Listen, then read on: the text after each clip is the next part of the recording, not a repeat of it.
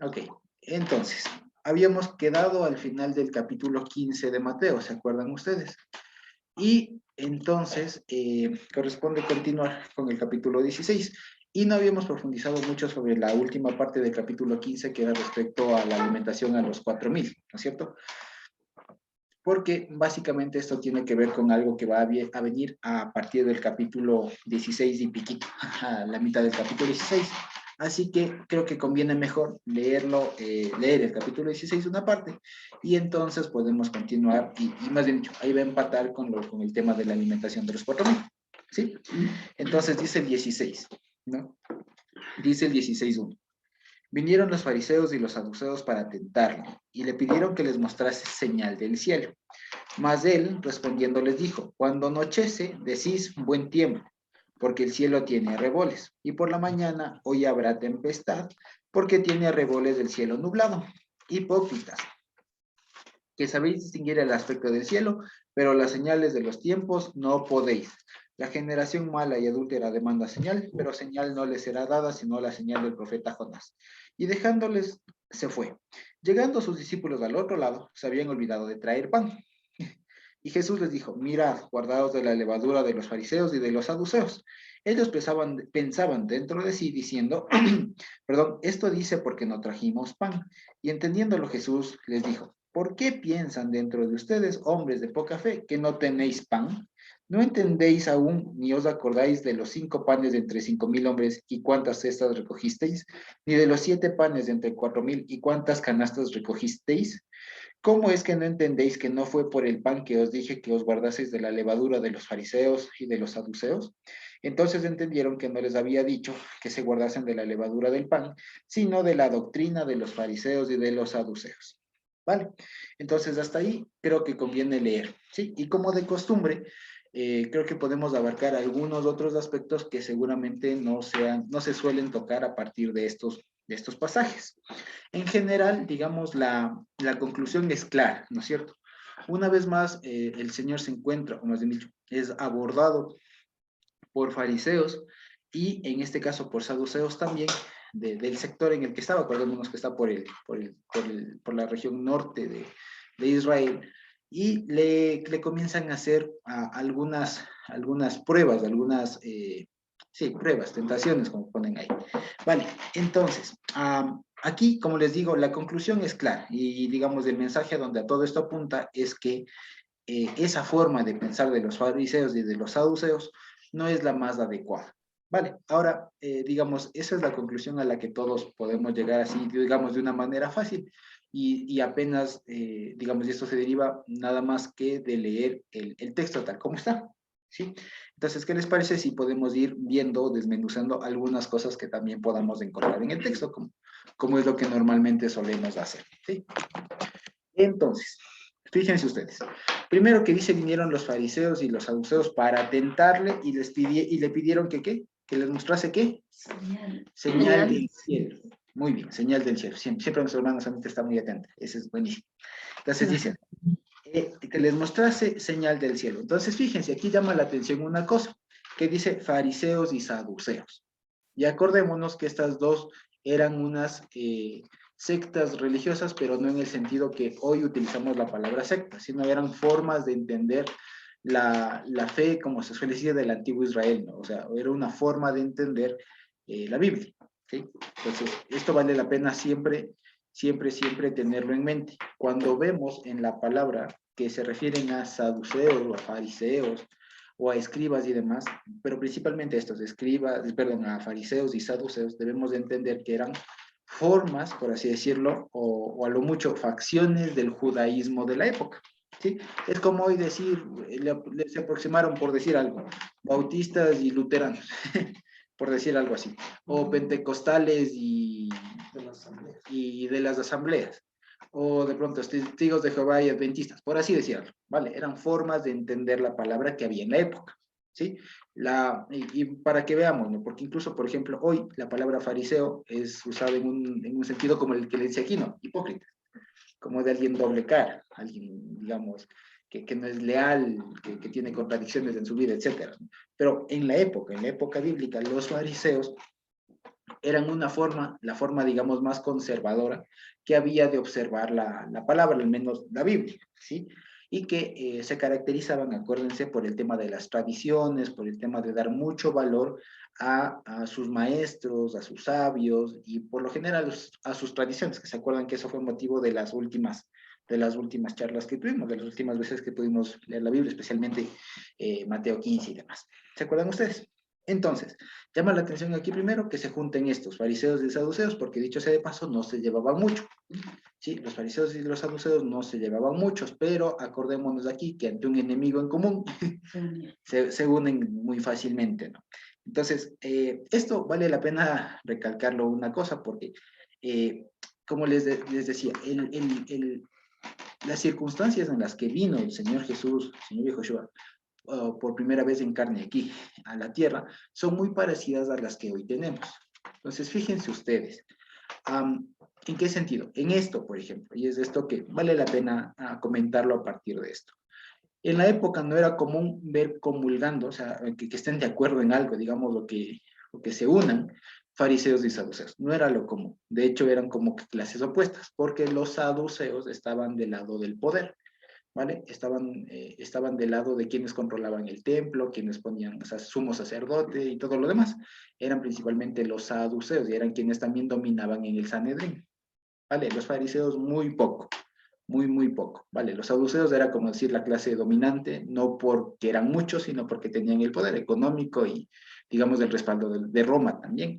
Y los fariseos eran como más del pueblo, en el sentido de que eran mucho más populares, no tenían ese apoyo oficial, digamos, ¿sí? Y por lo tanto no era muy común que todos ellos comulguen. Pero, como les decía, ¿no? Ante un enemigo, entre comillas, común, ¿no es cierto? Pues se logran congeniar. Y esto es algo, ¿no es cierto?, que hasta ahora podemos verlo. Y de hecho es algo que seguramente ustedes también se han dado cuenta, y es que por lo general, todas las facciones del cristianismo y demás tienen sus diferencias irreconciliables, ¿no? No hace falta, creo, mucho agotar el tema al respecto, pero sabemos que por algo existen tantas sectas, porque en algún punto no lograron llegar a algún acuerdo, alguna cosa, entonces simplemente se abrieron y crearon, y digamos, determinaron sus diferentes formas de practicar la Biblia, ¿vale? Pero resulta que cuando aparece alguien, así como en esa época Jesús predicando las cosas tal como son, resulta que ahí sí se dan cuenta que todos son hermanos y vienen a atacar al que está hablando las cosas como son.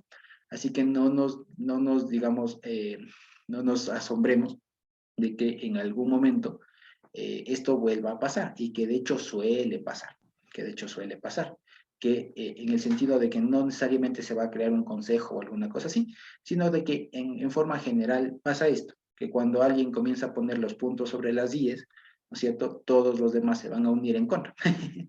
¿Sí? Así que eso es algo que pasó en esa época y que también nos seguirá pasando hasta ahora, digamos. ¿Vale?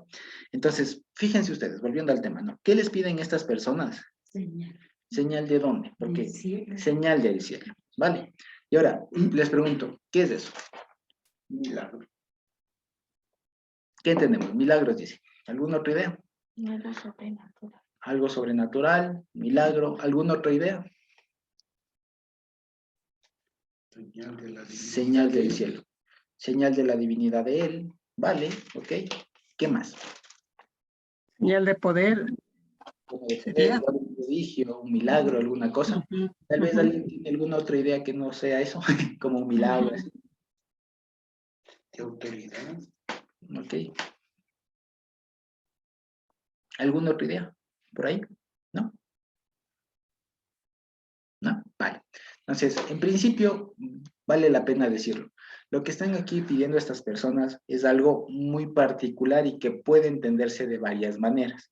Cuando se lee así como que señal del cielo, si vamos a la Biblia, resulta que esta palabra señal del cielo aparece una vez en Jeremías, no recuerdo muy bien el pasaje, pero aparece en Jeremías esto, ¿sí? Aparece la frase señal del cielo o señales del cielo. Y resulta que se refiere a los eclipses y a todo lo que puede pasar en la atmósfera, digamos, como un fenómeno natural, como una lluvia de asteroides o lo que llamamos estrellas fugaces, ese tipo de cosas. Vale, Jeremías 10:2, ahí está, gracias, Estevito. Sí, ahí aparece, y básicamente lo que les dice ahí es al pueblo de Israel, les dice, no tengan miedo de las naciones ni de las señales del cielo. Y aparece la frase, señales del cielo. Vale, entonces nada más con eso. Entonces, y todo esto me di cuenta porque en el pensamiento judío, cuando se habla de señales del cielo, está muy asociado con lo que aparecía y cómo se describe, más bien dicho, a las lumbreras allá en el Génesis. ¿Se acuerdan ustedes cuando en Génesis Dios crea el sol y la luna y les pone por qué? Ya, ¿y para qué? Por señales. Por señales. Por señal. Les dije, por señales de las... Y ahí vale la pena, porque creo que sí está relacionado. Vamos a ver cómo dice. ¿Sí? Y fijémonos, acordémonos, porque precisamente Mateo hemos visto que tiene un montón de remisiones del Antiguo Testamento, a veces que sin querer, ¿no? Entonces podemos verlo en el día 5, ¿no es cierto? De 4, perdón. En el 14, Génesis 1:14. ¿Alguien la tiene por ahí de pronto?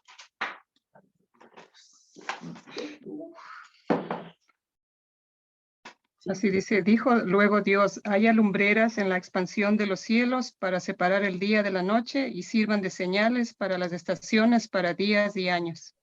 Ahí está. Muy bien, gracias, hermana Sonia. Entonces, como dice, otra vez, ¿no? Dijo Dios, haya lumbreras, que se refiere al sol y a la luna, ¿no es cierto? Que lo decimos abajo, en la expansión de los cielos para separar el día de la noche, ¿vale? Para separar el día de la noche. ¿Y qué más dice? Y sirvan de señales, ¿vale? Sirvan de señales para las, y ahí habíamos aprendido, y ustedes se acuerdan que esto es uno de los versículos que por lo general se suele hacer mucho énfasis cuando recién aprendemos las parashot, ¿se acuerdan? Que cuando aquí en nuestras Biblias ponen estaciones, etcétera, no se refiere a verano, invierno, otoño, primavera, sino que ahí aparece la palabra moadim, que son ¿qué es la palabra que se utiliza para referirse a las citas, a las fiestas, como también se les conoce? Vale. Entonces, fíjense ustedes. Entonces, por eso es que a veces se suele entender, y digamos, y es por eso que nosotros ahora, y de hecho es un ejercicio que les invito a hacer, ahora que a propósito estamos a menos de un mes de comenzar las citas, este ciclo de citas de otoño, ¿no es cierto? Que sepamos y que podamos disfrutar todos los días ver la luna. Ahora ya está visible y está apareciendo como a eso de las 5, casi 6 de la tarde.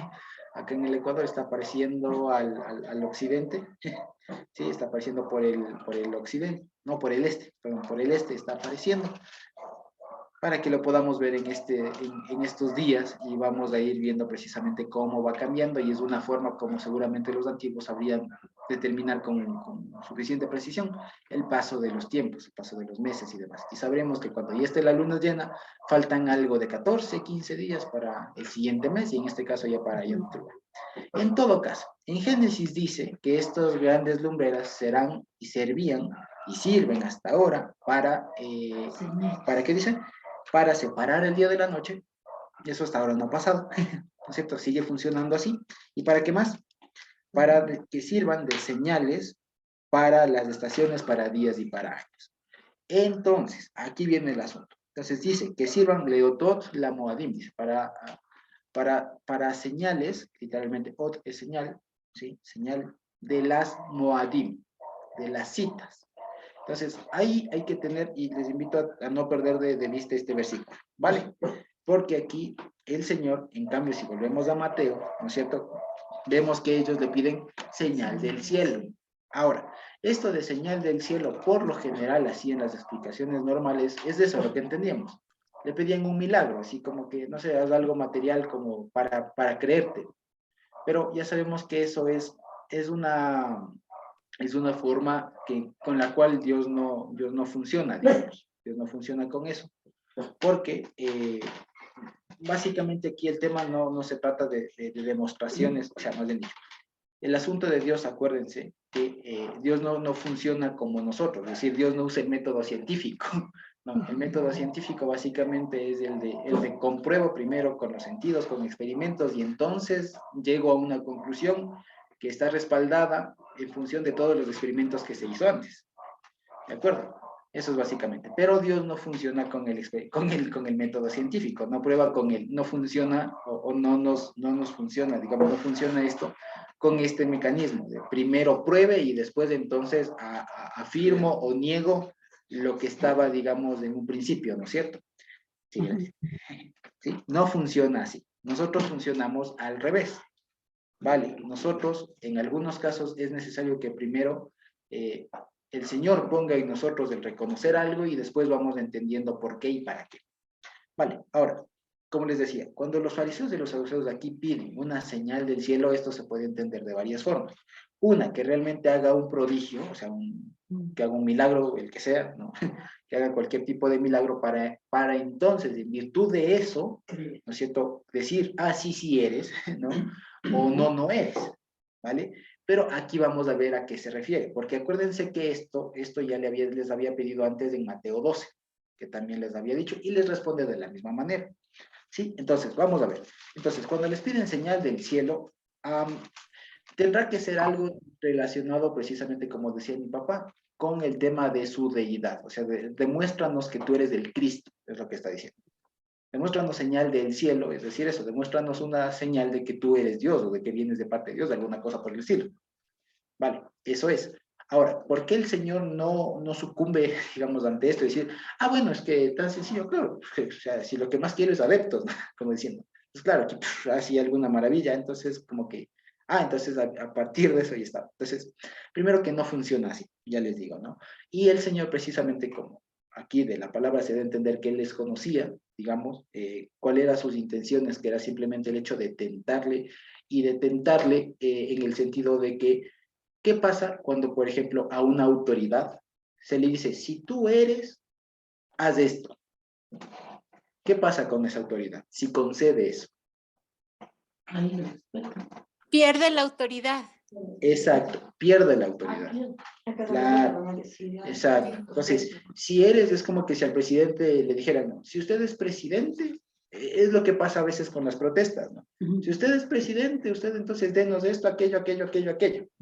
Entonces el presidente, ¿qué hubiera pasado? Imaginémonos en las protestas, ¿no? El presidente decía, sí, sí, sí, sí, tenga todo. ¿Qué pasa? Perdía todo. Perdía todo, perdía el control de todo. Y le seguían pidiendo. Y le seguían pidiendo. Le Y seguían pidiendo. pidiendo y no había control para eso. Es lo que quiso hacer el ladrón en la cruz. Si eres hijo de Dios, sálvate, y a nosotros. Ya. Entonces, Sí, exacto. Entonces, el tema es ese. Sí, el tema, y eso es lo que a veces nosotros no entendemos con la autoridad. Pensamos que que hay que probar una autoridad, o sea, que hay que, no basta, digamos, con que sea una autoridad, sino que tenemos que probar esa autoridad. Y eso es lo complicado. Natita. Y podemos ver que esa es la actitud como del maligno, ¿no? Porque cuando lo tentó al Señor, le pedía que pruebe su divinidad de alguna manera, y el Señor, teniendo la potestad de hacer todo eso, más bien le respondió con la misma palabra, dándole evidencia de que la palabra respondería a todos los cuestionamientos humanos, ¿no? Ajá, exactamente. Entonces, fíjense, y aquí precisamente estaba maravillado yo un poquito por la profundidad que tiene el Señor Jesús, porque tiene una forma tan extraordinaria de responderles la pregunta y además de enseñarles un montón de cosas a la vez. O sea, tiene una forma de decirles, están pidiendo cosas que no son, pero de paso les hace reflexionar y se aprende un montón de estas preguntas. Y fíjense ustedes que tal vez no pasemos de 2 versículos, pero vale la pena desmenuzarlo. Entonces, una vez más, cuando le piden señal del cielo, le están diciendo, a ver, demuéstranos que realmente tú vienes de parte de Dios o que por último tú eres Dios mismo acá. Sí, en otras palabras, demuéstranos que tú eres del Cristo. Y por eso que se contrasta esto con lo que dice a partir del 13, lo de la famosa confesión de Pedro, que tú eres del Cristo. Entonces, porque ahí se contrasta precisamente, porque la confesión de que tú eres del Cristo no viene a partir de una demostración material, viene porque Dios le revela. Ese es el contraste entre los fariseos que querían una señal para creer, a diferencia de Pedro que le dice sin necesidad de que haya hecho nada, sino que Dios le reveló. Mi Padre te reveló. Entonces ese es el contraste. Pero aquí hay precisamente un interludio, digamos un intermedio, de cómo es que piensan y precisamente a esa levadura es a la que se refiere, ¿no? Entonces, pero desmenucémosle un poquito más. Fíjense.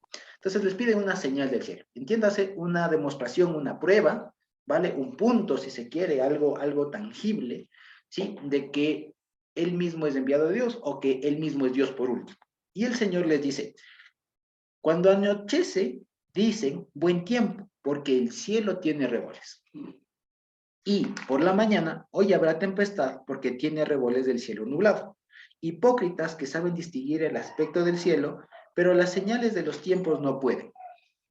Y ahora, fíjense aquí, es que esto es maravilloso, ¿vale? Porque, ¿qué ejemplos toma el Señor Jesús para decirles que no saben discernir los tiempos, como ponen ahí? ¿Qué ejemplos pone? Del cielo. Claro, del cielo mismo.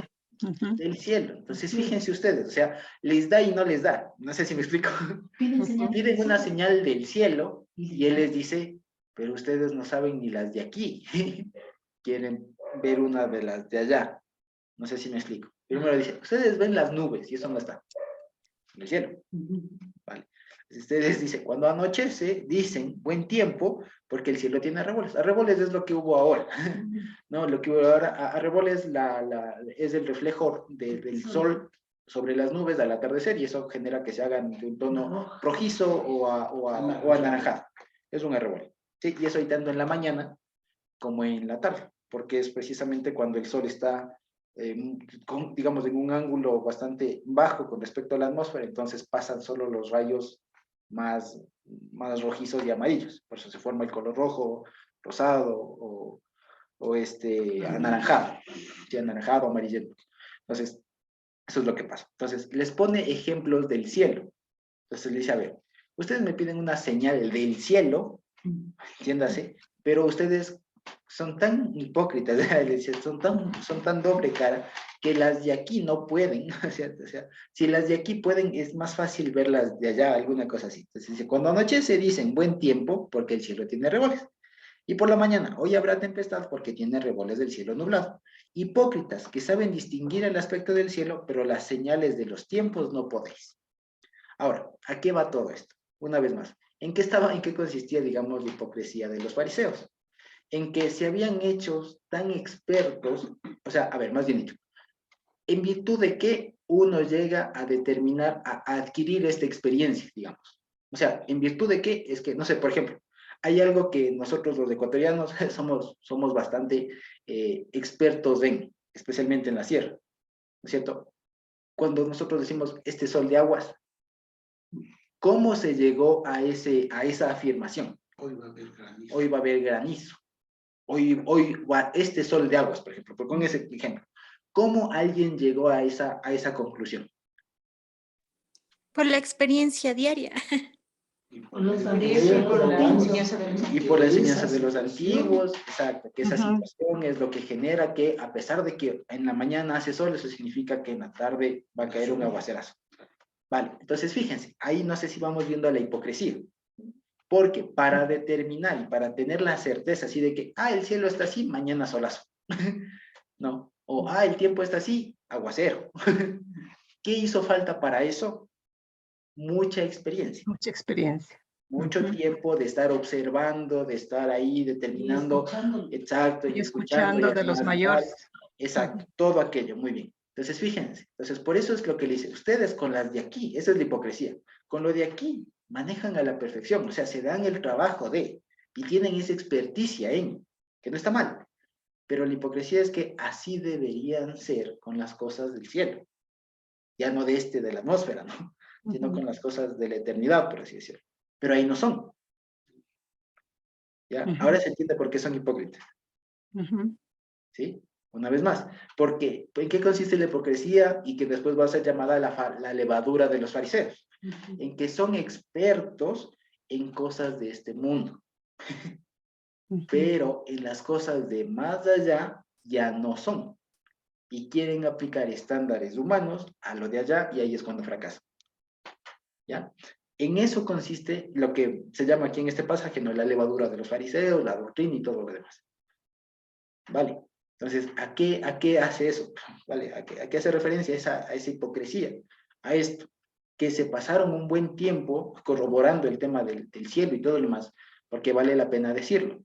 Porque es que los fariseos y todo esto son muy específicos, porque antes no había satélites artificiales, no había lo que hoy decimos, por ejemplo, a veces es muy bueno esto decir, ¿no? Ver en el internet, ahí sí, o decir el famoso Siri, dime el clima esta mañana, o ok Google, ¿cómo es el clima mañana? Entonces, a veces para nosotros es tan fácil ver eso, pero hace muchísimos años atrás, lo que se tenía que hacer era pasarse unos cuantos años viendo el tiempo, viendo cómo era en tal época del año y todo lo demás, y así se lograba decir, ah, este cielo es señal de tal cosa, este otro cielo es señal de tal otra cosa. Hasta los vientos. Hasta los vientos, la humedad y todo aquello. Entonces, vale. Entonces, todo eso, y eso implica, eso es lo que implica. ¿Qué implica eso para llegar a esa conclusión? Implicó un montón de tiempo en ver que el sol sale a tal hora, que el color tal cosa, que esto, que el otro, así, un montón de cosas, ¿vale? Pero con las cosas del Señor, y aquí es la palabrita que conecta, dice, pero las señales de los tiempos no podéis. ¿Vale? Dice, las señales de los tiempos no podéis. Y aquí precisamente esta palabra tiempos que aparece aquí en griego, según estuve revisando, fue porque hay otras palabras, que se utilizó para traducir la palabra, adivinen ustedes, ¿cuál? ¿Cuál vimos en Génesis? No, otra. 1:4. Dice que Moadim. 1:14. Exacto. Se utilizó esta palabra que aquí no me acuerdo muy bien cuál es. No, voy a decir cosas que me voy a inventar palabras. La palabra que aquí aparece en tiempos, ¿sí? Es la misma, es una de las que se utilizó para traducir la palabra Moadim. Citas. ¿Vale? Entonces, fíjense, pero las señales de los tiempos, entiéndase, de las citas, no pueden. ¿Y por qué está hablando de eso? Y por eso se entiende un poco más adelante que al final casi del capítulo, a partir del versículo 21, les comienza a decir que es necesario que vaya a Jerusalén a morir. No sé si se entiende ahora, de las citas, Pascua, etc. ¿Se entiende? Entonces fíjense ustedes por qué él les decía esto. ¿Sí? Entonces ellos dicen, queremos una señal del cielo. A ver, ustedes si fueran tan maestros como dicen, ya deberían saber que las citas son las señales del cielo, por así decirlo. Y por eso es que les dice, y esta generación adúltera, mala, demanda señal, pero señal no le será dada sino la señal del profeta Jonás.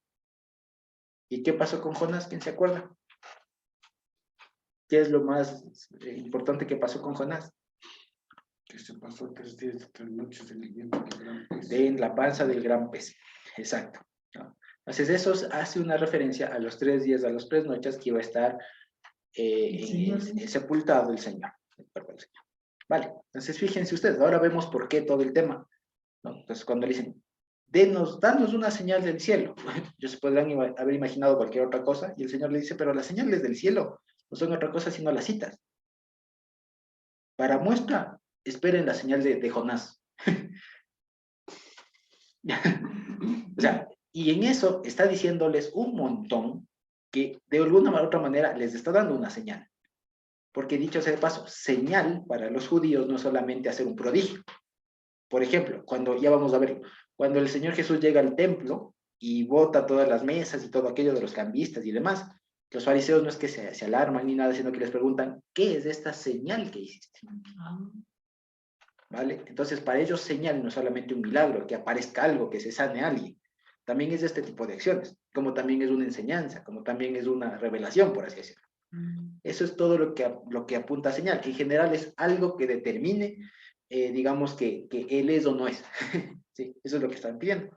Entonces, el Señor es muy, por eso les digo, es hermosísimo ir viendo cómo es que piensa Dios, ¿no? Y cómo es que a partir de que parecería que no les responde, pero no son lo suficientemente, no estaban despiertos para conocer todas estas cosas. Para captar. Exacto, muy bien, hermano Santa, para captar todo esto. Entonces ellos querían que haga algo, que diga algo, y con eso decirle, claro, entonces, o sea, desautorizarle por lo que hablábamos, ¿vale? Entonces el Señor les dice, les responde en un nivel, pero hermosísimo, ¿no? Les dice, ustedes tienen una experiencia extraordinaria en las cosas de esta tierra, pero si ustedes me quisieran pedir una señal del cielo, ya tienen las citas. Y es más, si quieren señal, ahí está, vayan a estudiar Jonás. Vale, entonces, es una cosa así, por eso es que los fariseos se molestaban tanto, porque es como que ahora a un PhD le digo, usted no sabe nada. ¿Me explico? Ya, es como que si un profesor universitario le dije, pues usted no ha aprendido nada, o sea, va a estudiar de nuevo, va a estudiar desde cero. Algo así. Lo que le pasó al periodista Diego Kendo. Mm. Cuando regresó el doctor Velasco Ibarra, cuando se murió su esposa Corina allá en Argentina, él regresó y le preguntaron, ¿a qué viene, doctor?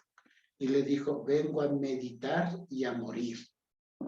Y cuando él enfermó y se fue a la clínica Pasteur, fue el periodista Diego Kendo y le dijo así, doctor, a estas alturas de su vida, ¿usted cree en Dios? Y el doctor Velasco Ibarra le dijo, ¿usted me pregunta eso?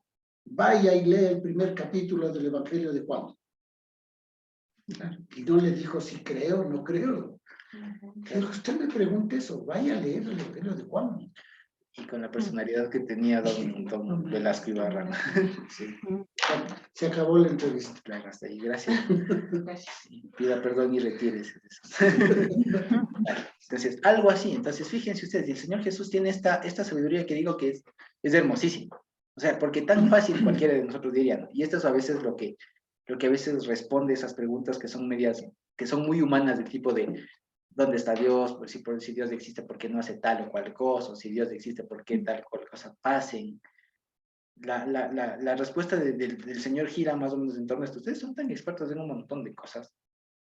No se dan cuenta en realidad que han descuidado lo esencial. O sea, en esos tiempos ellos mismos no leían. O sea, leían, pero como es que lo que pasa es una buena observación. No es que no leían. La pregunta es, ¿qué leían? No entendían. ¿Qué leían y qué entendían a partir de lo que leían? ¿Cómo entendían? ¿Vale? Porque es como, por ejemplo, ahora, por ejemplo, nadie podrá decir, y sería una mentira afirmar que no hay pensamiento cristiano, o sea, que hay ignorancia. O sea, sería una mentira. Porque hay un montón de libros, teólogos, historiadores, filósofos, incluso filólogos, arqueólogos, un montón de cosas. O sea, conocimiento hay. Pero ahora vayan a ver qué conclusiones sacan y a dónde a veces llevan todas esas cosas. Vale, entonces, a eso es a lo que pasa. E incluso, no se diga, como ahora precisamente me pasaba un video que entre chiste y chiste da bastante pena.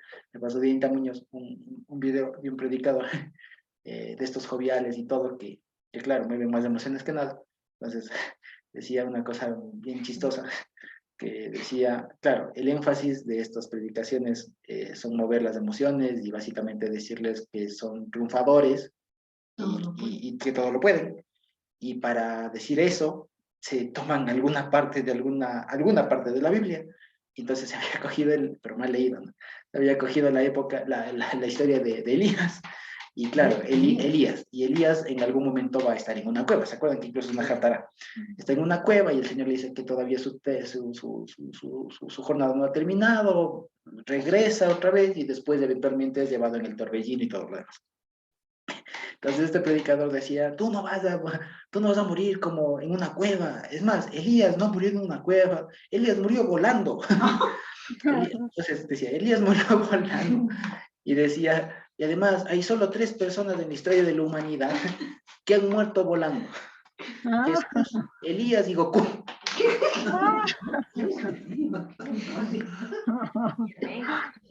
Y así que tú no vas a quedarte en una cueva, tú vas a volar. Entonces, hay un montón de cosas, ¿no? Entonces, lo que quiero decir es, este tipo de interpretaciones son las que hay acá. Entonces, es como, por ejemplo, y créanlo, ¿no? Estas cosas se pueden encasillar dentro de estas cosas porque son muy expertos en mover las emociones. Nosotros cachamos o captamos de la incoherencia, por eso nos da chiste, ¿no? Porque leímos, porque sabemos, pero créanme que hay un montón de gente que se la cree. ¿No? O sea, hay un montón de gente que se la cree y dice amén, y yo volaré como Elías y alguna cosa así, ¿no? Pero eso, claro que es verdad, que eso mueve emociones y habrá mucha gente que diga amén. Claro. Pero por el otro lado lo que demuestra es una ignorancia supina, un desconocimiento total del pueblo cristiano respecto de la palabra, porque puede venir el más grande predicador del mundo y habla una incoherencia así. Si uno está ahí de oyente, uno va a decir, este hermano está mal. Claro. pero hay mucho desconocimiento de la palabra y por ese desconocimiento uno puede terminar diciendo amén, como a veces eso espera el predicador que la gente diga. A veces se busca solo eso. ¿No? Entonces eso nos hace pensar que vale la pena pasar 3, 4, 5 horas a la semana estudiando la palabra precisamente para ser conocedores de la palabra. Así es, está lleno. ¿Sí? Y a eso va. Entonces, fíjense ustedes, haciendo el equivalente, si pudiéramos tomar como ejemplo de estos ejemplos hay un montón, pero poniendo este ejemplo, es como decirle a este tipo de pensamiento, que es un tipo de pensamiento, no solo esta persona, esa forma de pensar, decir, ustedes han hecho expertos en mover las emociones de la gente, pero las cosas centrales las han descuidado, ¿no? Exacto, como dice Avi, ¿no? Hay un montón de cosas que ahora no, o sea, que a la larga tal vez iniciaron con un buen sentido, a ver, porque si vamos a intenciones, las intenciones nunca son malas. O sea, nadie es que dice eso porque les quiere confundir y quiere que la gente se condene, o sea, nadie va a decir eso. Pero el asunto es que ya en lo que termina es lo que genera problemas. Y en ese caso vemos un montón, como dicen las traducciones, las formas de enseñanza, ciertas creencias, un montón de cosas. Entonces, en últimas, ¿qué debemos entender de esta palabra de aquí, de esta porción de aquí? Si queremos entender, o más bien dicho, una de las formas de corroborar, o más dicho, si nosotros queremos una señal del cielo respecto de que Jesús es Cristo, es Dios, es el Mashiach, ¿qué tenemos que hacer? Conocerlo. ¿Qué parte en específico? A partir de lo que dijimos aquí. A ver, Las citas, ¿y qué más? señales. Las citas, ¿y qué más? Todo lo que eres. Ahí la que dice, ¿qué más? La Las Torá, citas, conocer la Torá. ok, pero ¿qué más ahí de lo que, qué más? Las citas y ¿qué les mandó a leer? Jonás. Jonás. Jonás. Mm. El libro de Jonás. Entonces, fíjense.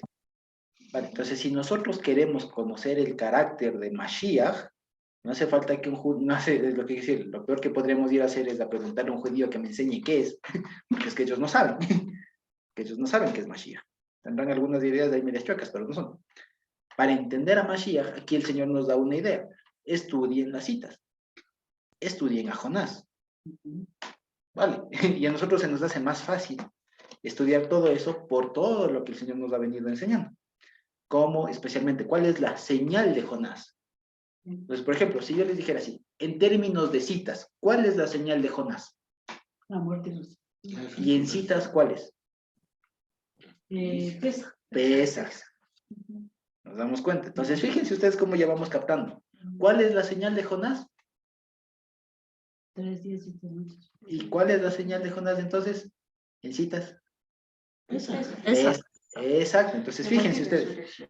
¿Se dan cuenta? Entonces, fíjense, cuando el Señor dice, la señal no le será dada sino la de Jonás, ya sabemos que Jonás pasó tal, y que eso refiere a Pesaj. Entonces, ahorrándonos lo del centro, la señal de Jonás es Pesaj. Así de sencillo. Ay, tan fácil. Un montón de cosas. Pero es que eso también demuestra, ¿no? Porque los fariseos eran conocedores de la palabra, eran conocedores de la ley, eran maestros de la ley. Y ahí viene una cuestión que es bien clara. Una cosa es conocer el texto, otra cosa es conocer el contenido y al autor de esa palabra y que le revele, claro, el contenido de esa palabra. Porque el texto puede leerlo, pero leerlo en forma intelectual no le ayuda mucho. Pero con la unción del Espíritu Santo de Dios, ahí sí, ¿no? Entonces, no, ellos sabían, ¿acaso no habrán leído el profeta Jonás? Claro, han leído, pero ellos no pensaron, no contrastaron, digamos, o no les relacionaron con las citas. Claro. No les relacionaron con lo que venía. Entonces, sabían a lo mejor el texto, pero no podían aplicar a lo que venía con esa enseñanza. Exactamente. De tal manera que uno puede saber de memoria el versículo, el texto, lo que sea, pero ¿qué es lo que realmente significa? No lo saben. Exacto, es como decía, o sea, se conoce el texto, pero no al autor. Y nosotros tenemos la ventaja de que conocemos las dos cosas. O sea, Ujú. leemos el texto con la ayuda del autor. Y esto yo, por ejemplo, lo veo mucho en mi trabajo. Ustedes saben, trabajo en una judicatura, digamos, y una de las cosas es que emiten sentencias que son de aplicación para todo el país. Y resulta que hay una sentencia, ¿no? que cambió mucho una práctica que hubo en el Ecuador por mucho tiempo. Y eso generó en la práctica de acá del Ecuador un montón de cambios que no sabían qué hacer con eso. Entonces resulta que fue necesario que le inviten al juez para que les enseñe qué se hace con esa cosa. O sea, qué dice ahí y cómo se aplica. Y que leyéndole ya ahorita, y como nosotros casi que es el pan nuestro de cada día, digamos, que leemos eso todos los días, nosotros sabemos cómo hacerlo, pero cuando vamos a otro lado no saben qué hacer. Y ahí más o menos entiendo y se me hace más fácil entender esto porque es como decir, unos tienen el texto y se les entiende. Cuando es medio complicado y no tienen la suficiente preparación, leen eso y hacen lo que pueden. Algo le atinan, otro no le atinan, le tergiversan, le hacen decir al juez lo que no dijo, pero es diferente, por ejemplo, a nosotros que le tenemos al juez ahícito, y que si algo no se le pregunta y me enseña. ¿Me explico? Entonces, algo así pasa con nosotros. Nosotros tenemos no solo el texto, sino al autor. Pues. Claro. Hay una cosa que es muy fundamental. Tener el texto es una cosa, pero tenerle al texto y al autor del texto es diferente, porque al conocerle al autor del texto, uno sabe cómo piensa. Exacto. Cuando uno conoce a una persona, uno dice, ya sé lo que quiere decir. Ya sé lo que quiere decir. ¿Por qué? No por el texto, sino por la personalidad que tiene, ¿no? Entonces, para nosotros es, digamos, un poco más fácil entender porque conocemos al autor. Dicho de otra manera, entendemos la palabra porque conocemos al autor. Exacto, porque el Y autor nos conoce. entenderemos la palabra con mayor facilidad en la medida que le conozcamos al autor. Así es. De allí que viene la importancia de conocer. Por eso dice también, creo que es en el profeta Isaías, si alguien se quiere gloriar, gloríese en conocerme, dice. Entonces, el momento que uno le conoce a Dios, conoce lo que quiere decir aquí su palabra. Claro, exacto. Entonces, ejemplo de eso es esto, ¿no? Los fariseos de la época, y incluso los apóstoles hasta ese momento, o sea, presenciaron eso, pero después, conforme lo van escribiendo, se entiende que, o sea, se ve que ya lo entendieron. Y que incluso, o sea, esto es lo hermoso del Evangelio, que estas cosas siempre estuvieron aquí. ¿No? O sea, esto que ahorita estamos estudiando siempre dijo. ¿Me explico? Pero en 500 años al menos de reforma, nunca se dijo estas cosas. ¿Me explico? ¿Por qué? Por el montón de cosas que podemos decir. Pero bendito Dios, ¿no es cierto? Que podemos ahora entenderlo y verlo con la facilidad que seguramente le entenderían en esa época. Entonces es como un lenguaje encriptado, ¿no? Ya sabes. La señal de Jonás, pum, Pascua, ya sabes. Vale, entonces fíjense, para llegar a esto tan sencillo como nosotros ahora, ¿no? La señal de Jonás, ¿cuál es? Pascua. ¿Ya? Pero tuvimos que hacer todo un examen, todo un análisis para lograr, digamos, profundizar en el asunto y saber por qué. Pero les aseguro que si ustedes van con esta conclusión así, ¿no? La señal de Jonás es Pascua, en cualquier otro lado no van a entender. No. Porque es necesario que, fíjense, a nosotros nos ha costado algunos años para llegar a esto, quiero decir, tampoco no se nos vaya a subir, ¿no? Pero lo que quiero decir es que esto demuestra precisamente la ventaja de estar constantemente estudiando con la mano del Señor, pidiendo revelación, pidiendo guía, y estar ahí en conjunto con los hermanos, y créanos, este espacio de estudio es hermosísimo. Por eso, porque no es algo que, o sea, por eso siempre se procura, ¿no? Que participemos, que preguntemos y todo lo demás, porque así el tema es un estudio más simpático, ¿sí? No solamente una charla en donde alguien habla un determinado tiempo y los demás dicen amén, pagan y se van. Entonces, no, el asunto es que estudiamos juntos, ¿sí? Entonces, fíjense, ¿vale? Entonces, a eso se refiere. Y ya sabemos, ¿no? La señal del profeta Jonás. Y dejándolo se fue, ¿no? Y ya está. Entonces dice, llegando sus discípulos al otro lado del mar, se habían olvidado de traer pan. Y Jesús les dijo, miren, guárdense de la levadura de los fariseos y de los saduceos. Y aquí la pregunta, ¿cuál es la levadura de los fariseos y de los saduceos? Porque ya sabemos que aquí ellos se paniquean, como les da un poco de cosas, porque no compramos pan. Se enojó porque no ves, Juan, yo te dije compra pan. Alguna cosa así. Típica, ¿no? Entonces el Señor le dice, a ver, no, a ver, ¿qué no han aprendido nada o sea, que no es por pan, o sea, y aquí es un momento que también a veces suele pasar, y es lo que también debemos estar nosotros conscientes. A lo largo del camino con el Señor, de las enseñanzas y todo lo más, fíjense que ya vamos adquiriendo algunas clavecitas. Entonces, como por ejemplo, la señal de Jonás, ¿cierto? Que es Pascua.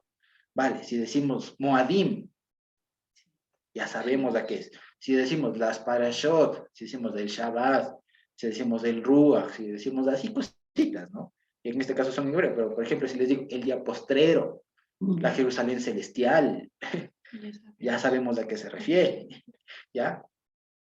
Si les digo, por ejemplo, el Adán celestial, si les digo esas cositas, ¿no es cierto? Ya sabemos a qué se refiere. El cordero, el león, ¿vale? O sea, son términos que normalmente significarían otra cosa, pero que aquí nosotros, por la práctica y en el contexto, sabemos a qué nos estamos refiriendo, ¿no es cierto?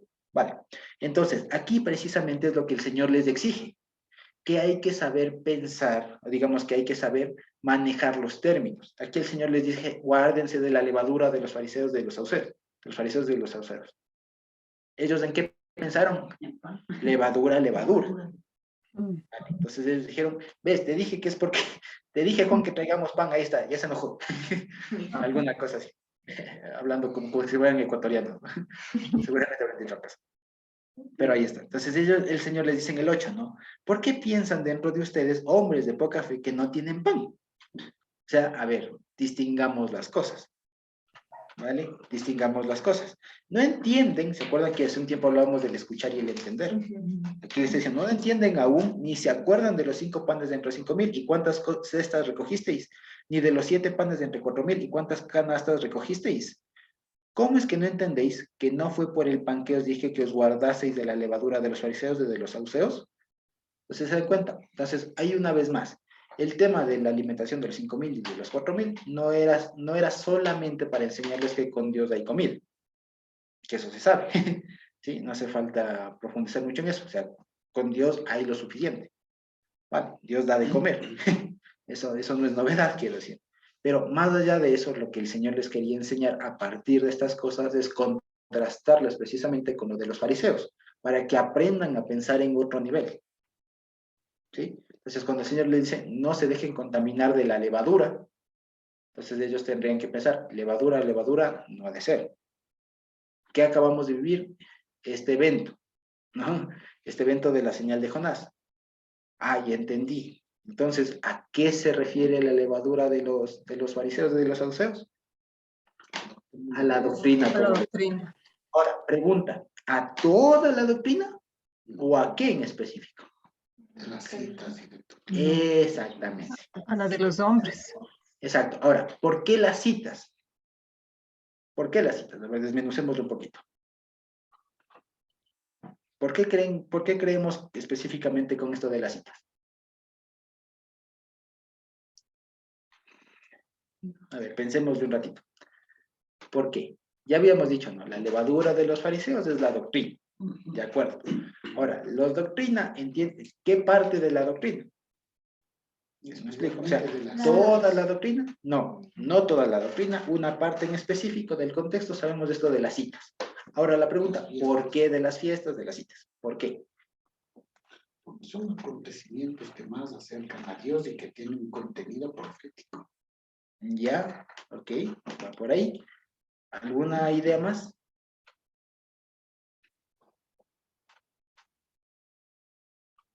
¿Alguna idea más por ahí? Porque las citas les tenían por señales. Ya, pero señal de qué, ok. Por ahí va, por ahí va. Porque todas las fiestas hablan de Mashiach. Ahí va, muy bien, ahí le diste el clavo, muy bien. Entonces, ahora vemos por qué levadura nos tenemos que cuidar. De aquellos que no creen en el Señor Jesús. Exacto, que no ven, y fíjense muchísimo esto, de aquellos que en las citas no ven a Mashiach. Pero hoy en día ningún cristiano va a dar la cita. Y no se está hablando aquí de cristianos, aquí está hablando de judíos. Y esto nos da un montón de riqueza para nosotros, porque aunque nos cueste y nos parezca chocante, digamos así como que no cuadra, resulta que, créanme así, por así decirlo, de manera muy genérica, habrá excepciones, pero el pueblo judío en su mayoría podrá decir que guarda las citas, Las Pero no guardo, ven. podrá decir, pero no. pero de que el Señor Jesús esté ahí, No. es otra cosa. Ah, claro. ¿Me explico? Entonces, fíjense ustedes, a eso se refiere. Guárdense de la levadura de los fariseos, de los saduceos. ¿En qué contexto? En el de las citas. ¿Por qué? Porque ellos no tienen a Mashiach. ¿Ya? Y él es el corazón de todo. Exacto. Y eso, como les decía, nos ayuda un montón a nosotros, porque créanos, a pesar de que nuestras pesas o las formas como celebramos la cita, no es, y de hecho, no es toda la tradicional judía, como hasta ahora se puede ver en el pueblo judío, las nuestras son más auténticas que las de ellos. Porque Por está un sentido, Jesús, exacto, porque ahí está Jesús Cristo. ahí. Por esa sencilla razón. Fíjense, y entonces por eso es que es o sea, hay que tomar mucho con pinzas cuando cuando a veces de una manera muy inocente y tal vez muy cándida, ¿no? O sea, muy jovial, muy alegre, y sin más se intenta copiar todas las tradiciones o formas del pueblo judío. ¿Me explico? Especialmente respecto a las citas, porque a veces en eso se peca mucho, digamos, en el sentido de que nos equivocamos, o sea, y de hecho así hemos aprendido y hemos ido refinando la práctica con el tiempo, porque con el tiempo es que se van aprendiendo estas cosas, ¿sí? ¿En qué sentido? En que las citas, fíjense ustedes, normalmente cuando veníamos a entender que hay citas, que hay fiestas y todo lo demás, la forma, como no hay una forma cristiana y no se ha perdurado desde la época de los apóstoles, una forma cristiana de celebrar las citas, la forma o el referente más cercano que se tenía era del pueblo judío. Pero resulta que hay un pequeñito puntito que hay que ir, ¿no? Como se suele decir, de manera muy irónica, casi insignificante, ¿no? No, pero muy importante, quiero decir, y es que ahí no está Mashiach. Entonces, por ejemplo, por eso, exacto, está y no está. Vale, es como que están celebrando el cumpleaños sin el cumpleañero. Algo así. Vale. O están celebrando el matrimonio sin los Exacto, novios. están celebrando el matrimonio sin los novios. Alguna cosa así, están celebrando el graduado sin el graduado. Están celebrando el grado sin el graduado. Alguna cosa así. Entonces, es como, hay esa peculiaridad. Y por eso es que, por ejemplo, toda práctica judía actual y desde esa época siempre va a girar a atender al templo, a los sacrificios y a muchas de sus cosas. Que nosotros con el Señor Jesús entendemos y cómo funciona la cosa. Y por eso es que, por ejemplo, en el plato de Pesaj, ustedes han visto de pronto que mucho en las citas de Pesaj, ¿no es cierto? O por ejemplo, para hablar de las citas que ya se aproximan, para las citas que ya vienen estas de Yom Teruah y todo lo demás, que el énfasis incluso no es tanto Yom Teruah para el pueblo judío, el énfasis es Yom Kippurim.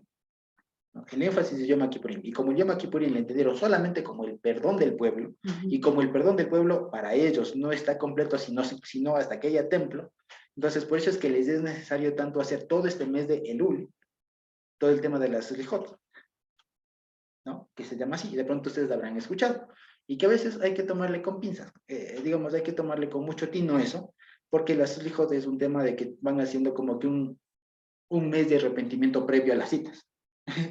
Porque eso es lija es como pedir perdón, es como decir los perdones. Vale, entonces van todos los días con ruegos y prácticas y digamos, oraciones ya para cada día y con prácticas así de arrepentirse y todo, como que llegar lo más arrepentido posible, alguna cosa así. Si se portan bien. Claro, y se portan todo lo más. Y por eso es que, por ejemplo, no es tan simpática esa frase que se suele decir a propósito de Yom Kippurim y que es muy judía, que al final de Yom Kippurim se dice, ¿no? Y que tu nombre sea inscrito en el libro de la vida. Sí. Claro, o sea, como que recién. Ese es el cómo es judío, y de pronto muchos de nosotros lo dijimos. Pero ya viéndole a la luz del evangelio es que nuestros nombres ya están escritos. Más bien, alégrate, porque tu nombre, o sea, habría que cambiarle. Lo que quiero decir es este tipo de cosas, que a veces sin más, como no hemos tenido un referente, ¿no? Y que somos, como les digo, después de mucho tiempo somos como que la primera o segunda generación que tiene de nuevo la oportunidad de volver a vivir los mandamientos bíblicos. Como, digamos, de una manera más completa, ¿no? Como somos una generación que está plantando hitos, si es que el Señor no viene antes, ¿no es cierto? Entonces toca ver las formas mejores que se puedan. Y en eso hay que tener mucho cuidado de lo que se ve del pueblo judío, porque a veces pasa esta forma de razonamiento que se acuerdan que les he dicho, que es muy peligroso, que a veces es, ¿qué es esto, no? O sea, si el pueblo judío lo hace, ya está bien. Entonces hay que tener mucho cuidado con eso. Entonces, si el judío prende velas, no es que yo voy a comprar las velas y en seguir. No, es que si el judío come X pan, X bebida, yo también. Entonces hay que ver todo el tema. Que si el judío rompe una copa, que si el judío hace tal cosa, que si el judío levanta las manos, que si el judío baja las manos. Yo hago lo mismo así sin más. No es tan sencillo. Habrá algunas que valdrán la pena imitar. Habrán algunas, pero no todas. Y hay que ver específicamente aquellas que no sean levadura. En ese sentido, es decir, que no pongan en el centro a Mashiach. ¿Vale? Como por ejemplo esto de seguir esperando que venga el Mesías y todo lo demás, y o sea, cosas por el estilo. ¿Vale? Y a propósito de Yom Kippurim, que una de las cosas que primero se ruega es que se construya el tercer templo y todo lo demás. Entonces, ese tipo de cosas, ¿vale?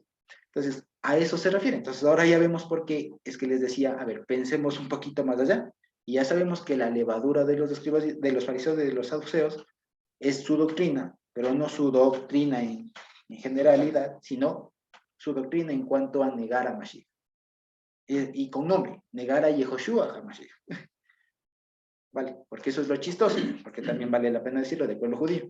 Al Señor Jesús le ponen un montón de requisitos. ¿Vale? Le ponen un montón de requisitos y como le ponen un montón de requisitos no cumple, que no son bíblicos. Entonces, por eso dicen él no es. ¿Vale? Pero resulta que cuando venga el que no es, a ese sí le van a hacer cumplir como sea. Y que de hecho eso ha pasado muchas veces a lo largo de la historia, que han tenido varios Mashiach, vale decirlo, los judíos, han tenido varios Mashiach. Y que no cumplía ninguno, o sea, no cumplía todo el requisito que ellos mismos se autoimpusieron. Entonces, básicamente va a eso. Hay algo que es asombroso, ¿no? Que eran maestros de la ley, que hablaban de lo que dicen los profetas, el mismo Pentateuco, ¿no?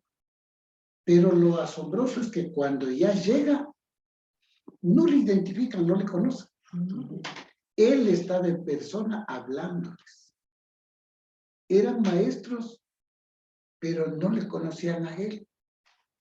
Qué asombroso. Entonces, ¿cuál era esa levadura? Esa levadura era una negación, no solamente en teoría, porque uno puede conocer teóricamente, pero ese momento estaba él allí y a él le desconocía. Era todavía mucho más culposo.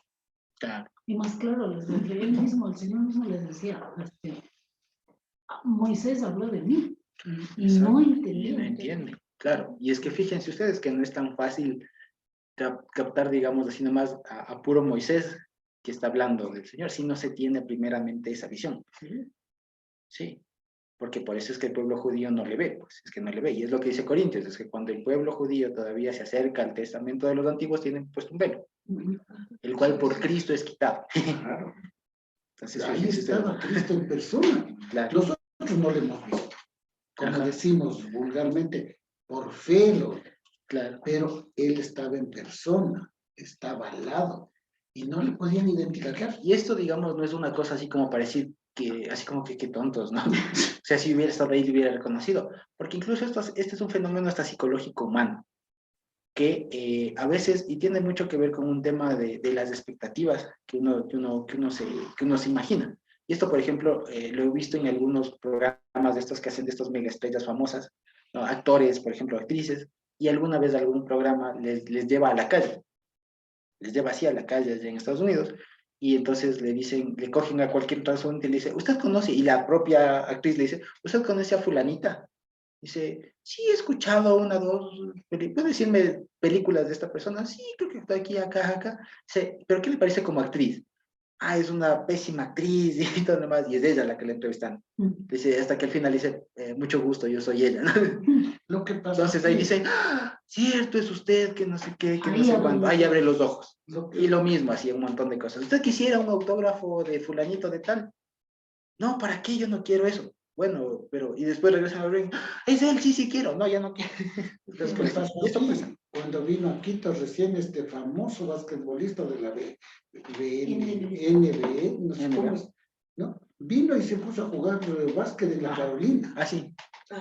Nadie le cachó. Tremendo hombre mundialmente conocido y famoso, y jugando básquet allí, y unos como que le veían, y otros ni se imaginaron que era semejante estrella. Así es, así es. Y vino así, como cualquiera, su trajecito, se puso a jugar, pero no No le sabían conocieron. que es una estrella mundial. Claro, no le conocieron. Es lo mismo, y es lo Claro. mismo. Claro. Es lo mismo. Entonces, Por eso volvemos a lo anterior, hay que conocer al autor. ujú. Entonces ahí está, ¿no? Entonces fíjense, y bueno, dejemos hasta ahí, ¿no? Hasta el versículo 12. Y Dios mediante, con todo esto, ya creo que vamos a fluir un poco más a partir del 13, que es el tema de tú eres del Cristo, y todo lo demás, y de bienaventurado eres Pedro, y todo aquello, y ahí creo que va a fluir un poco más del asunto, ¿sí? Entonces fíjense qué bonito es ver todo esto, ¿no? Y bendito Dios que nos permite ver estos pequeños detallitos que podamos irlos compartiendo igual e irlos interiorizando. Quizá tenemos alguna pregunta antes de concluir. ¿Comentarios, preguntas? Sí, yo tengo una pregunta, Josué. A ver, yo pienso, a ver, los discípulos eran parte de cualquiera de estas dos doctrinas. Si dice la Biblia, si ellos eran parte de estas dos doctrinas, ¿no? ¿Y qué fue lo que permitió que ellos abrieran sus ojos y no se quedaran con el conocimiento de los fariseos y de los saduceos? Esa es mi pregunta.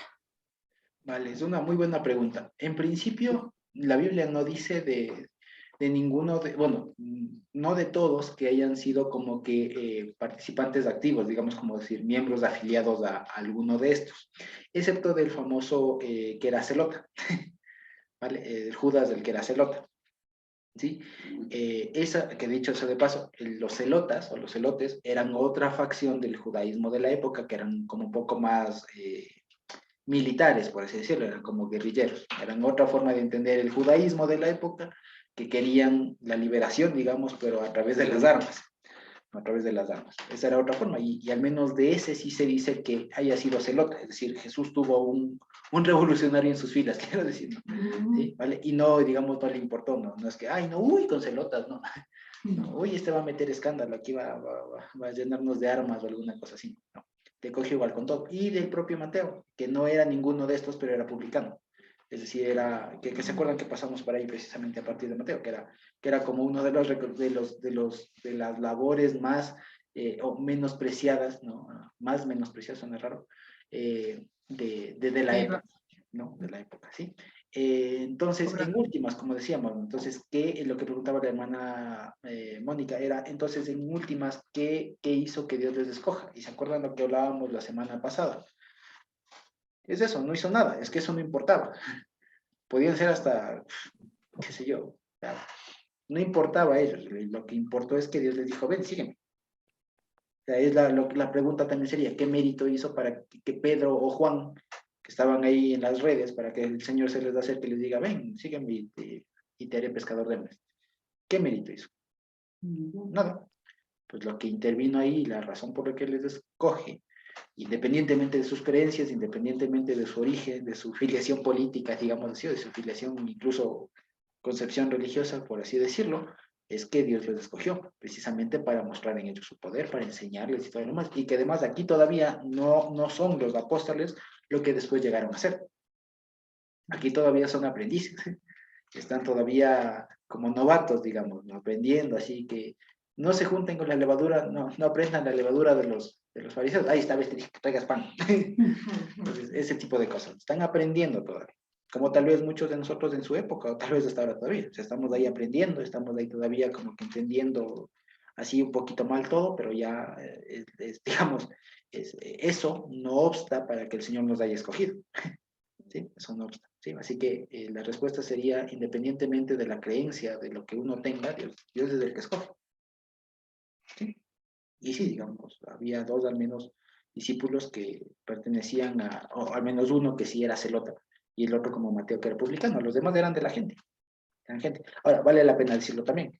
La mayoría de la gente, la mayor influencia que tenía era de los fariseos, porque eran los que en últimas dominaban en las sinagogas. Entonces tenían más aproximación a las interpretaciones, a la forma, a la vida, digamos, a la forma de ver la vida desde la perspectiva farisea, pero eso no les hacía fariseos, ¿vale? Es como más o menos como poner una idea de lo que pasa cuando, no sé si ustedes han visto, y por lo general es la mayoría de las personas, que suelen decir este tema de yo soy católico, pero de lejitos nomás, alguna cosa así. ¿Vale? Entonces, algo así pasaba con la época. O sea, iban a la sinagoga, iban allá, escuchaban lo que decían los fariseos, pero no eran fariseos. O sea, no eran como no se habían afiliado a eso. ¿Sí? A diferencia, por ejemplo, de Pablo. Pablo sí era fariseo. Pablo sí pagó para estudiar, Pablo sí estudió en una escuela de la época y todo lo demás. Él sí fue fariseo. Los otros no. Los otros eran gente, pescadores, gente del campo, así que se los iban comprando. ¿Sí? No sé si con eso respondí, hermano. Sí, sí, Josué, gracias. Ok. Vale, hermana Mónica. Quizás tenemos alguna otra pregunta. ¿Algún otro comentario? De otra manera creo que podemos ir terminando, ¿cierto? Sí, vale. Josué, Sí. quiero hacerte una pregunta, no sé, es fuera de lo que hemos estado estudiando, pero tengo una curiosidad. No sé si este dicho es bíblico, ¿no? Pero ahora estaba estudiando unas cosas que decía una parte, decía, me basta tu gracia. Yo he oído esto en muchas predicaciones y he oído también, y he visto en algunos libros. Entonces, yo no sé si esto es bíblico y qué significa, o sea, qué quiere decir, me basta tu gracia. Sí. Eso, si me puedes ayudar con eso sería bueno. Claro que Josué. sí. Permítame nada más encontrar el versículo, ahí está. Sí.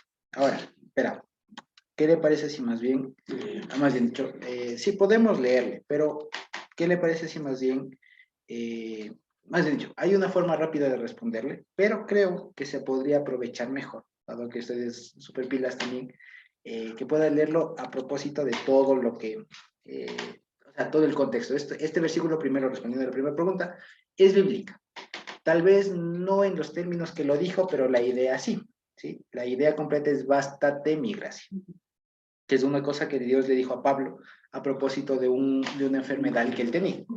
Y que Pablo precisamente en segunda de Corintios 12, todo el capítulo, sería bueno que lo revise y que lo revisemos todos a la vez para entenderlo a propósito esto. Entonces Pablo está diciendo, yo he orado al Señor para que me quite este mal que tenía, que no se sabe cuál era, tal vez los ojos, tal vez el estómago, lo que sea, ¿vale? Tal vez los ojos. Entonces decía, yo le he orado al Señor 3 veces y la respuesta fue, bástate mi gracia, porque en mi poder se perfecciona en tu debilidad.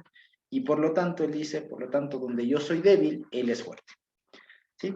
Entonces, básicamente es ese el asunto. Entonces, la pregunta de la hermana Mónica era, ¿es bíblica la frase? Sí es bíblica la frase. Ahora, ¿a qué se refiere todo eso? De manera preliminar, sí, de manera preliminar, decir así a primera vista, lo que quiere decir es precisamente que lo que dice el apóstol Pablo, en nuestra debilidad, en lo que para nosotros es nuestro punto flaco, en realidad es ahí donde nosotros experimentamos la fortaleza del Señor, porque es precisamente donde ahí el Señor se manifiesta, digamos, tal como Él es. ¿Vale? Es como, por ejemplo, es como cuando nosotros, de pronto, no sé si ustedes se acuerdan, o de pronto como, si sabemos nadar o cómo aprendimos a nadar, cómo, digamos, comprobábamos que el que nos estaba enseñando sí sabía nadar. Porque no se ahoga. Una, porque no se ahogaba, y otra, porque cuando nos estábamos ahogando, nos salvaba. Entonces su poder se manifestaba en nuestra debilidad. Pero eso no significa otra cosa, sino que, o sea, que mi debilidad, digamos, que eso que para mí es débil, en realidad no es mi debilidad, es mi fortaleza, porque en realidad ahí está Dios supliendo. y que eso además, todo lo que para nosotros es debilidad, en el caso de Pablo, era una enfermedad, ¿no es cierto? Que es lo que nosotros diríamos, uy, si yo tuviera plata, si yo estuviera sano, si yo tuviera hijos, o sea, eso si yo tuviera, o sea, en el Señor no hay tal cosa. En el Señor no hay tal cosa, sino que Él suple todo aquello y que en últimas no hay que servirle al Señor, o sea, no hay que poner esos pretextos de si yo tuviera, entonces, sino o si yo fuera, porque más bien dicho, el Señor es precisamente eso, en la debilidad del nuestro. Esa es la gracia. Esa es la gracia. Eso, bueno, bástate, mi gracia, o sea, con lo que te he dado, suficiente. Yo sabré por qué te hago carecer tal o cual cosa, o por qué todavía experimentas eso, pero bástate. Porque a veces también ocurre en términos generales que cuando tenemos un problema o una deficiencia, lo que se nos ocurre, Señor, quítame esto. Claro. Quítame esto. O dame. Dame, Señor, esto. ¿No? Entonces el Señor dice, no. Esa deficiencia que tienes, esta carencia que tienes, lejos de ser una debilidad, es una fortaleza. En Dios, nuestras debilidades son fortalezas. Pero cuando nosotros aceptamos, como dice la palabra, por todo, das gracias, dice. Entonces, si yo tengo una debilidad, no voy a quejarme de la debilidad, sino a darle gracias a Dios por eso. Porque entonces allí, porque muchas veces uno puede creerse muy espiritual y ver pues, sobre el hombro a los demás. Entonces Dios pone también algo que le haga no subírsele los humos, sino una debilidad que le mantenga también al hombre dependiente de Dios. Entonces en ese momento el Señor le dice, esa debilidad tuya más bien es una fortaleza. ¿Por qué? Porque en tu debilidad, cuando uno está débil, lo que hace es pedir a Dios, orar, buscar su dependencia. Y eso es fortaleza. Entonces, mi debilidad es más bien una especie de motivación para yo depender siempre del Señor. Porque cuando todo me es lindo, todo me sale a pedir de boca, a veces puedo creer que es mis méritos, mi capacidad, mis habilidades, mi inteligencia.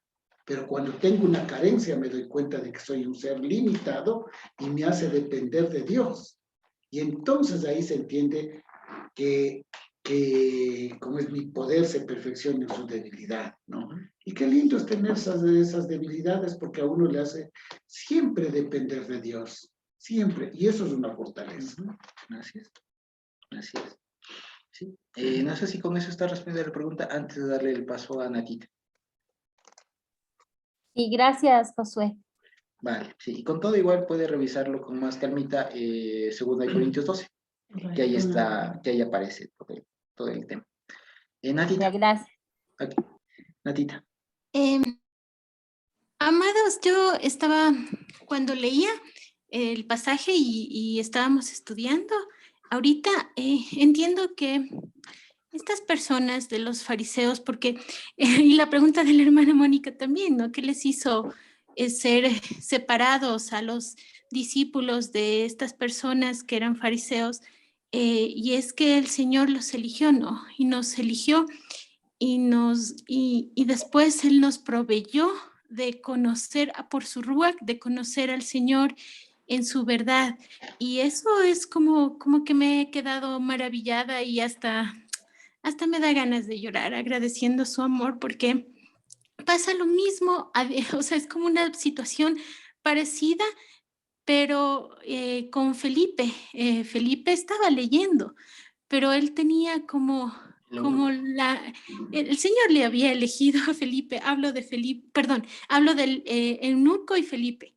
Entonces el Señor le había elegido al eunuco y él estaba leyendo, él podría decirse que tenía conocimiento, pero el Señor le proveyó el entendimiento como nos ha proveído por su ruach el entendimiento y le mandó a Felipe y wow, y casualidad que es lo que estaba leyendo Isaías, como oveja a la muerte fue llevado y como cordero mudo delante del que lo trasquila, así no abrió su boca. Y él le dice, ¿y de quién está hablando? O sea, me parece tan maravilloso que el Señor haya hecho esta misericordia con nosotros y nos haya podido nosotros podríamos conocerle a Él. Eso nada más, hermanos. Amén.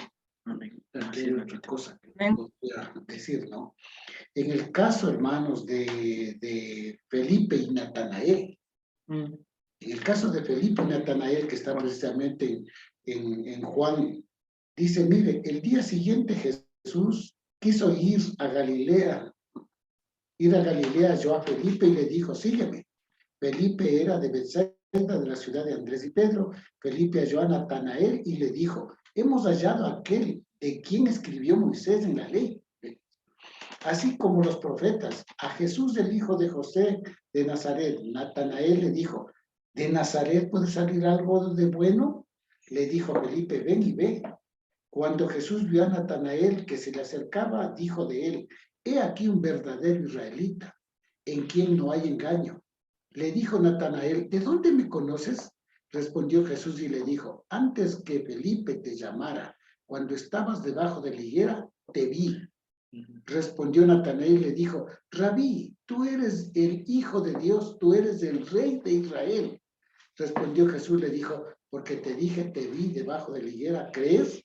Cosas mayores que estas verás. Le dijo, de cierto te digo, que de aquí en adelante veréis el cielo abierto y los ángeles de Dios que suben y descienden sobre el Hijo del Hombre. Qué hermoso, ¿no? Ese hombre que estaba allí, pero llegado un momento, le dice, he hallado a Cristo, le dice, pues acá, ¿cómo es? Andrés y Pedro, ¿de dónde? ¿De allá acaso puede salir algo bueno? Y cuando le ve a Jesús, le dice él, vea que un verdadero israelita. Y le dice Natanael, ¿de dónde me conoces? Y él le dice, yo te vi debajo de la higuera. Y cuando le dice él, yo te vi, inmediatamente la revelación viene y le dice y le confiesa clarito. Natanael le dijo, Rabí, tú eres el Hijo de Dios, tú eres el Rey de Israel.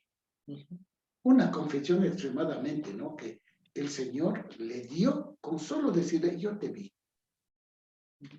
Yo te vi. Y eso es lo que ocurre cuando hay cosas que de pronto pueden estar un poco medias escondidas y todo, pero allí está. Cuando Dios llega, ese desconocimiento se transforma en una revelación. Es lo que pasó con Pablo, que estaba débil y todo eso, pero eso más bien resultó siendo una fortaleza y una dependencia mucho más grande de Dios. Así es. Amén. Entonces, como decía también Natita, ¿no? Bendito Dios que nos ha escogido y tenemos que procurar permanecer en eso. ¿Sí? Amén. Amén. Quizá no tengamos alguna otra pregunta. ¿Sí? ¿No? Vale. Entonces creo que podemos acabar por ahí.